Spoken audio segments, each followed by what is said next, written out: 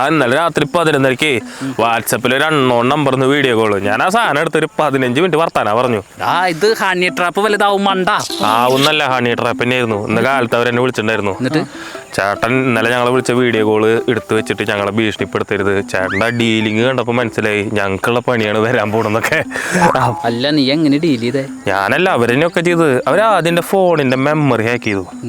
അവരാദ്യം വിചാരിച്ച X videos സൈറ്റിൽ ലോഡായതാണ്. അത്രയധികം സാധനം കിടക്കണത്. പിന്നെ നോക്കിയപ്പോൾ മുകളിൽ www കാണാനില്ല. അപ്പോൾ അവർക്ക് മനസ്സിലായത് നമ്മുടെ ഫോൺ തന്നെയാണ്. രണ്ടാമത് അവരെൻ്റെ ഫോൺ പാക്ക് ചെയ്തു.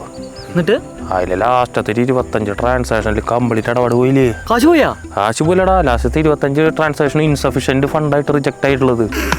അപ്പോൾ അവർ നേരെ എൻ്റെ ഗൂഗിൾ പേ പിടിച്ചു. അതിൽ അവസാനത്തെ 20 ട്രാൻസാക്ഷൻ ക്യാഷിൻ്റെ തന്നെയായിരുന്നു. എല്ലാവരും അടുത്ത് ഞാൻ 100-50 രൂപയൊക്കെ വെച്ചിട്ട് ചോദിക്കുന്നത്. നിന്റെ അടുത്ത് ചോദിച്ചിട്ടുണ്ടായിരുന്നില്ല 25 രൂപ? ഞാനത് മൈൻഡ് ചെയ്തിട്ടുണ്ടായിരുന്നില്ല, എനിക്കറിയാം. ഇതേപോലെ തന്നെ ആഴ്ച 100 പേര് മൈൻഡ് ചെയ്തിട്ടുണ്ടായിരുന്നില്ലേ? അപ്പോൾ അവർക്ക് മനസ്സിലായി ഡീലിങ് പാളിയെന്ന്.